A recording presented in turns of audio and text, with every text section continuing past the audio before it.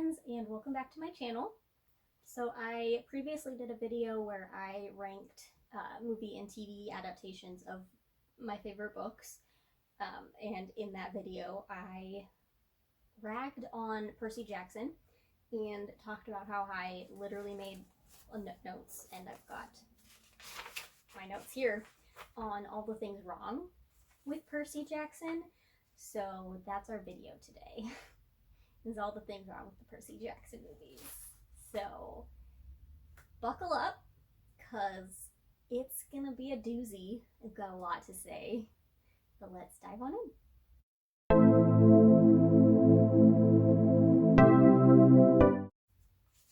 So I'm gonna kind of just go with my notes because I had to write stuff down so that I wouldn't forget, because I didn't know how long it would be, because I watched it. Let's see. I ended up rewatching Percy Jackson at the beginning of March and wasn't sure when I would actually record this video, so I made notes so I don't forget anything. I probably still have forgotten stuff because there's just a lot, so much that I was complaining about. I was literally pausing every 5 minutes to complain about something to my roommate who was watching with me, or just saying, that's wrong, that's not right, a lot. And part of it was that I kept saying that, and she was like, wait, what do you mean? So I had to pause it and explain everything to her. So yeah, we'll just start at the beginning, I guess. Yeah. So the opening scene's actually not terrible. I kind of like getting to see Poseidon, you know, gigantic, walking through the water, come up on shore, and he's suddenly human size. That part is pretty cool. And it does do a good job of, like, right away telling you what's wrong, because of the fact that Zeus shows up and is like, hey, your kid stole my lightning bolt, which is a lie, Zeus. And so they do, like, they gotta reel you in quick and get you interested so that you're like, okay, why am I watching this movie? So there's that. But it's also, it doesn't happen in the book, but whatever. Yeah, and so then with the scene with Percy underwater, there was nothing like that in the book at all. Like, yes, he's the son of Poseidon, and so he can, like, control water, but he never once mentions being a good swimmer. Like, the thing he talks about being good at is skateboarding. Like, he's a skater boy, he's not a swimmer. So that was just obnoxious. Which also brings me to point number 2. Percy's too old. He's supposed to be 12, and they made him like 16 or 17, and it's just obnoxious. Like, I don't even know why they did that.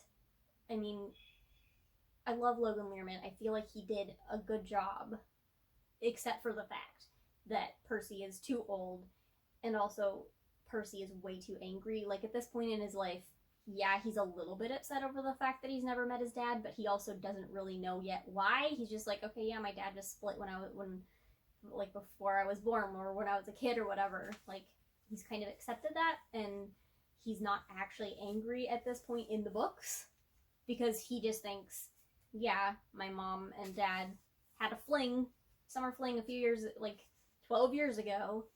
My mom got me out of it, and my dad left, and he's kind of fine with that. But they just make him very, very angry, which is very obnoxious. Yeah, but I'm getting a little bit ahead of myself, because that happens after school.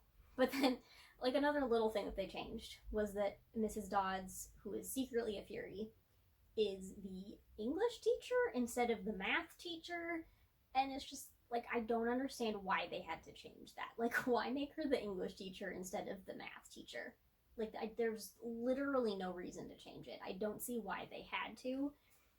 So it's very obnoxious that they did, because some of the stuff that they've changed, it's like, okay, if I can see why you've done it, that's fine. But that is one where I don't see why they changed it, because it's such a little thing. So why change it? It's just dumb. Yeah. So then Percy does go home, and he's very angry and sassy with Gabe, which he also didn't really do in the books. He didn't respect Gabe. I mean, he literally calls him Smelly Gabe. But he also wasn't outright rude and disrespectful to Gabe, because Percy's a good kid. he is a respectful kid, so it's not the kind of thing he would have done. So it was really obnoxious that they had him doing that. I mean, yes, Gabe is a creep and should not have been making comments to Sally like that she only belongs in the kitchen or whatever, and like touching her inappropriately, even if they are married, because that's still just like gross. But Percy wouldn't have called him out on it, so didn't like that. Yeah, and then they're at the museum, and Mr. Brunner, I always said Brunner, but they say Brunner in the movie, which I don't know which one's correct, but he gives a pen to Percy when Percy is fighting Mrs. Doggs, who turned into the Fury. Yeah, Riptide was not a clicky pen in the book. It was like a ball, like just a regular generic ballpoint pen, like a Bic pen. Like literally, Percy says it's one that he would probably lose because it doesn't look fancy. So that's just kind of annoying too, because like the whole point is that it just looks like a normal pen, and then you take the cap off and it becomes this weapon. But like the whole thing is like he even thought, I'm just gonna lose this. I don't know why Mr. Brunner is giving this to me. I'm gonna lose this. But joke's on him, because it shows up in your pocket if you lose it. So it was just really annoying that it was like this fancy looking pen. I was like, no, that was not the point of it. The point was that it looks like a regular old pen. So that was annoying. Also the fact that Mrs. Dodds got away, because Percy literally killed her. Like, the first chapter is called I Turned My Math Teacher into Dust, or something like that.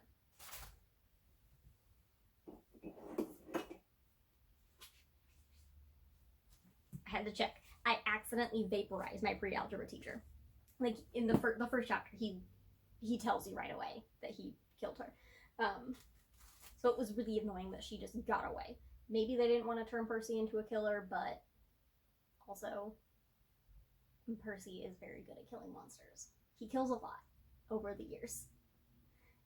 I'm reading The House of Hades right now, and he and Annabeth are, spoiler, in Tartarus, and he keeps seeing all of these monsters that he's killed over the years, and he's like, oh crap, now I'm in their territory. Don't want them to see me. Because he has killed a lot of people over the years. So yeah. Yeah, and then Grover and Chiron just start talking about Percy when he's right there, as if he's not. And I didn't like that either, because in the book they did meet up after, like hours after all of this stuff at the museum happened. They like snuck into a room together to talk about the fact that Percy is probably going to need to go to Camp Half-Blood soon.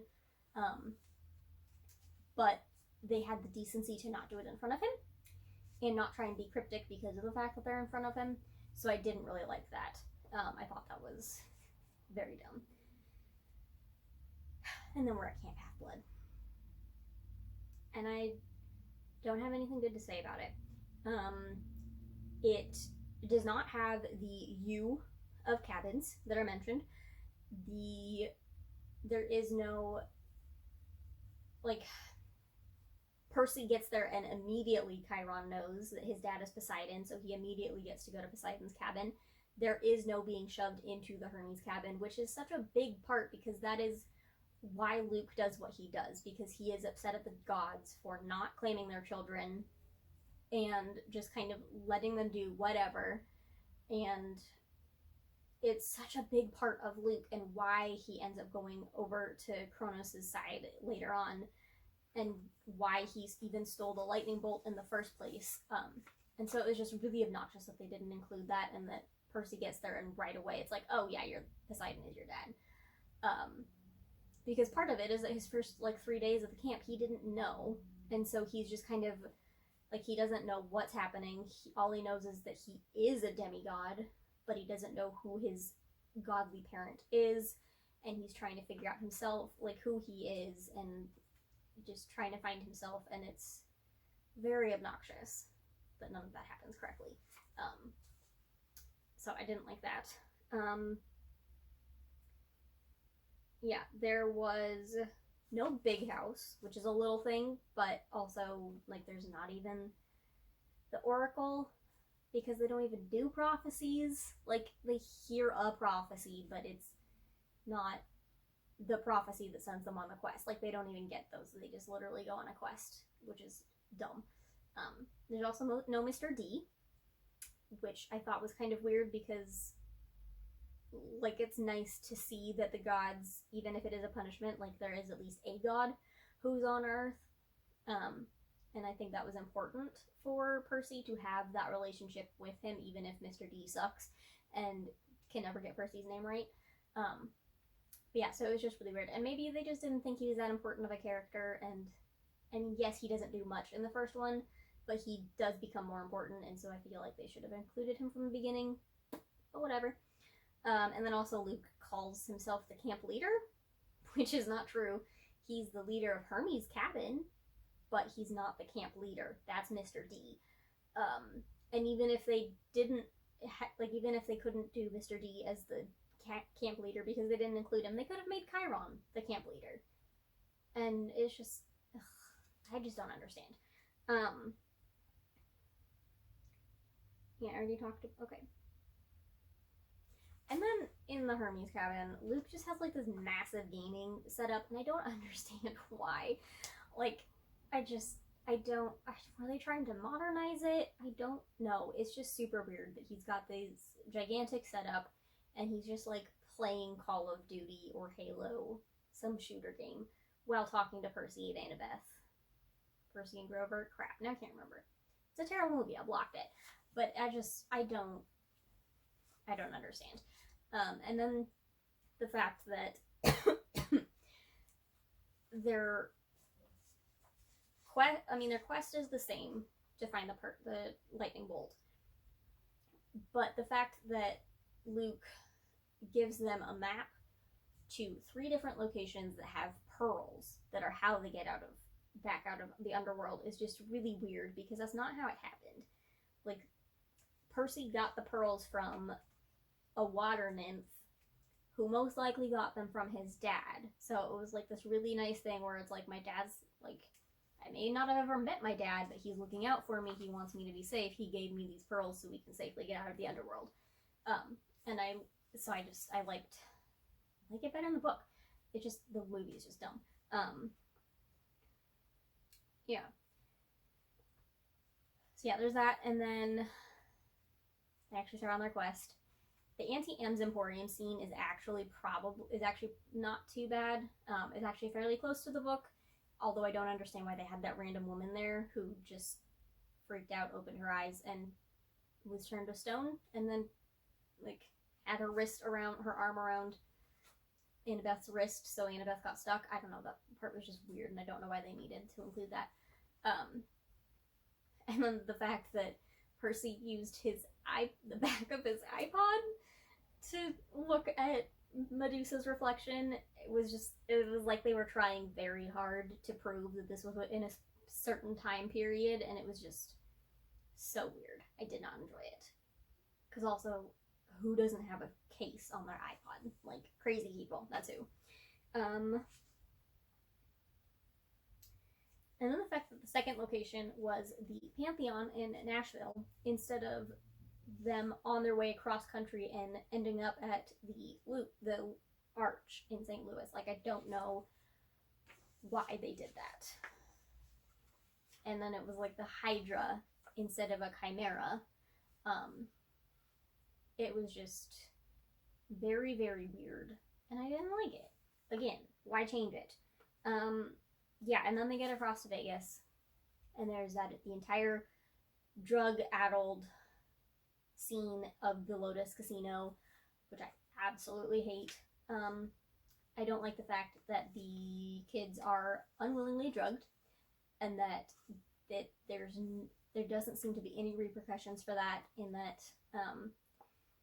it's just like they just gloss over it too. Like, these kids were literally given these weird lotus flowers that drugged them, and nothing happens to the people who were doing this. Like, there's no sign that they're getting in trouble with any of this, and I don't know, it's just weird, because I don't, like, that wasn't how it happened in the book. It was just kind of like a place where time stood still, So it's like you go in there and you're not forced to do anything. It's just that like by going in, time stands still and you don't change.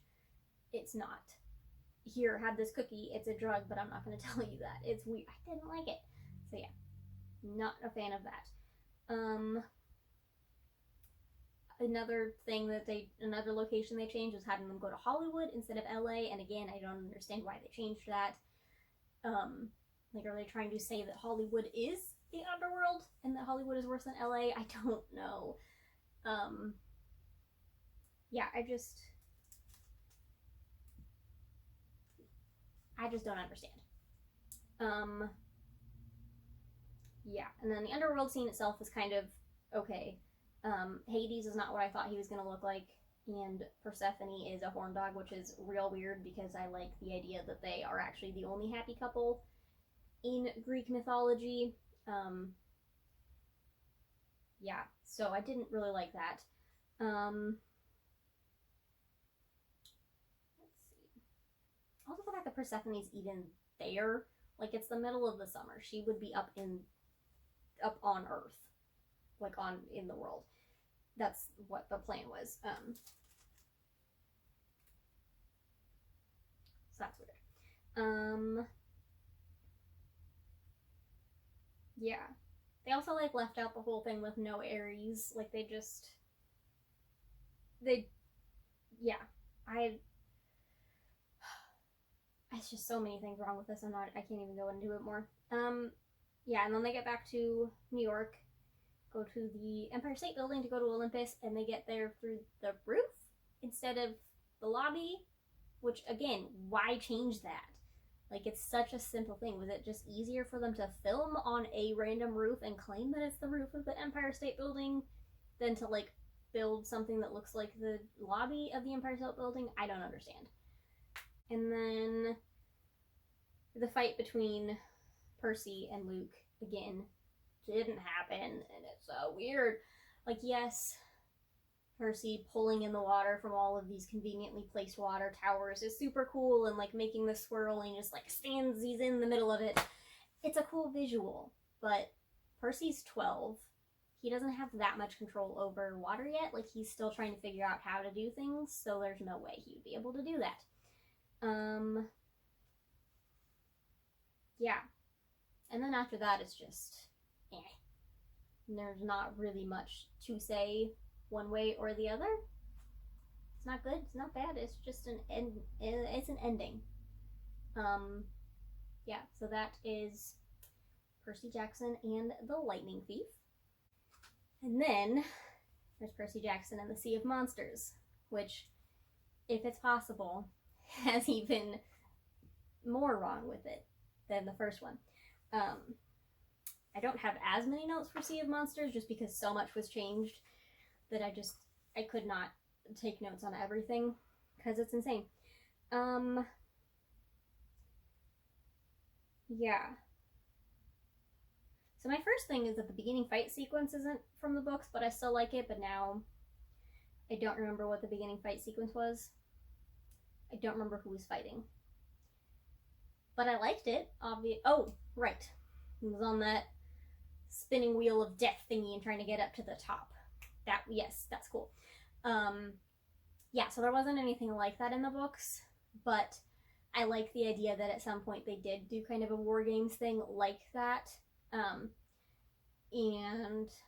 so yeah, I thought that it was actually a pretty cool scene, even if it didn't come from the books, because they did do a lot of games that are supposed to help with training and like learning war tactics and just fighting and stuff. And so I feel like that's something that Chiron would have had the campers do. So I didn't 100% hate it. Even if it was completely a brand new thing, I thought it was pretty cool. Let's see. And then like another little thing is that afterwards, when Percy is being all mopey and whiny because Clarice won instead of him, which again wouldn't happen. Percy did not care about that kind of stuff. Not really. He's got Riptide in his hands, and he's like talking to the water and talking about how the sword is from his dad, which is not true at all. The sword is from Zoe Nightshade, who we don't meet in this book. She comes in the third one. But it's from her. It's not from Poseidon.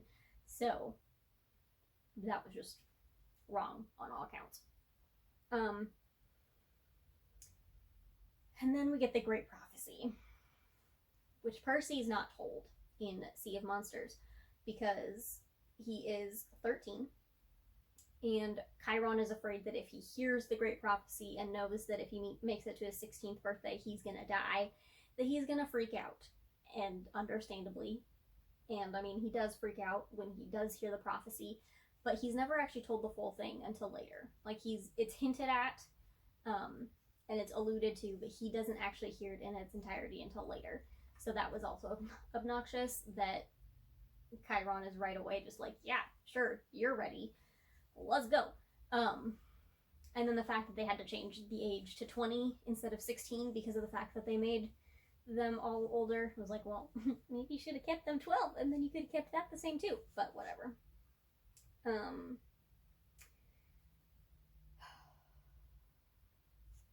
And then the story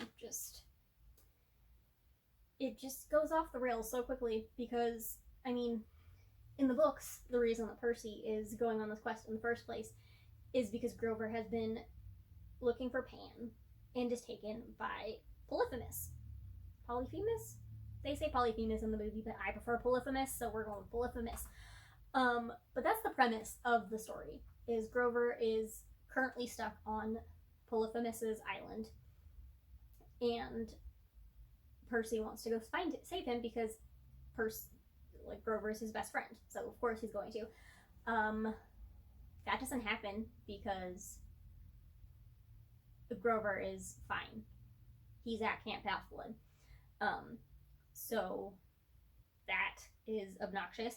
I'm glad that they do at least keep it the same, where Clarice is the one who gets the quest, and then Percy and Annabeth are like, yeah, well, we're gonna go save Grover anyway. But otherwise it's terrible. Yeah, and there's no Cersei's Island, which is very sad because I love that scene in the book, and I love Cersei, so I was very excited to see that, and we don't get that. They really just go straight to the Sea of Monsters, get eaten by Charybdis, which also doesn't happen in the book, find a way out, and then, hey, look, it's Polyphemus's island.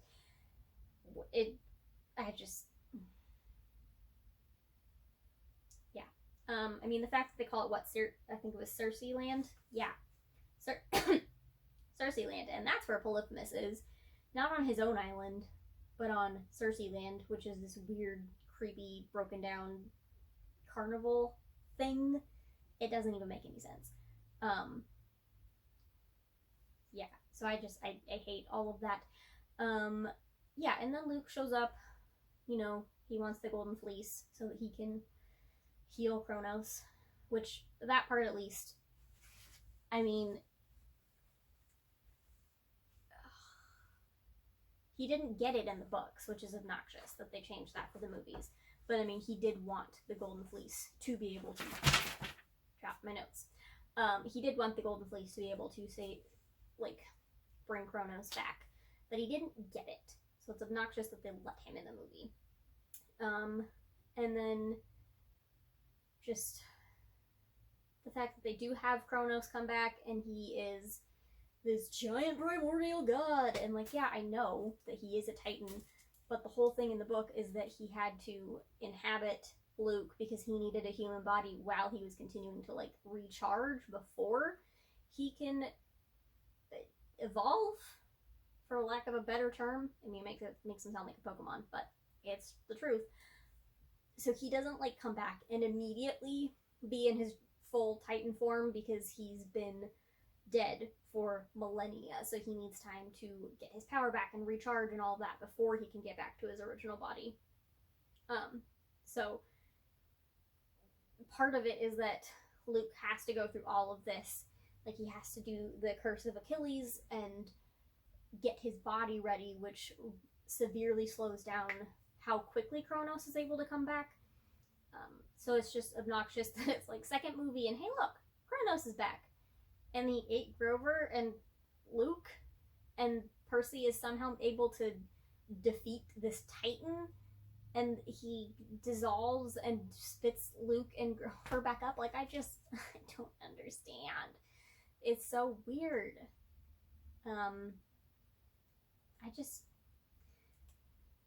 I was so upset by the end of the second movie. I didn't even want to finish it, but I did for this.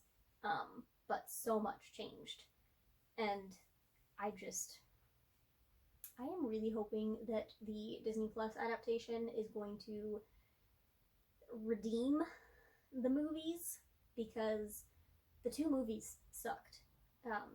I mean, this is probably, I don't know how long this video actually is, but probably like a 20-minute video where I'm complaining about it. We'll see once I actually get to the end and edit it all. But this is probably like 20 minutes of me just standing here complaining about these movies. So I'm just crossing my fingers that the adaptation on Disney Plus redeems it, because I love this book series and I think that it could be done really, really well. It just was not done well by these movies. So hopefully having Rick Riordan on like the writing team or whatever will help, because he can be like, that's not what happened in my book. We're not doing that. Yeah, so I just crossing my fingers that it's gonna be good. So yeah, comment down below, I guess, your thoughts on Percy Jackson. Did you like the movies? Did you hate them as much as I did? Are you also looking forward to the adaptation but also kind of nervous for it? Because, I mean, adaptations can either be great or suck.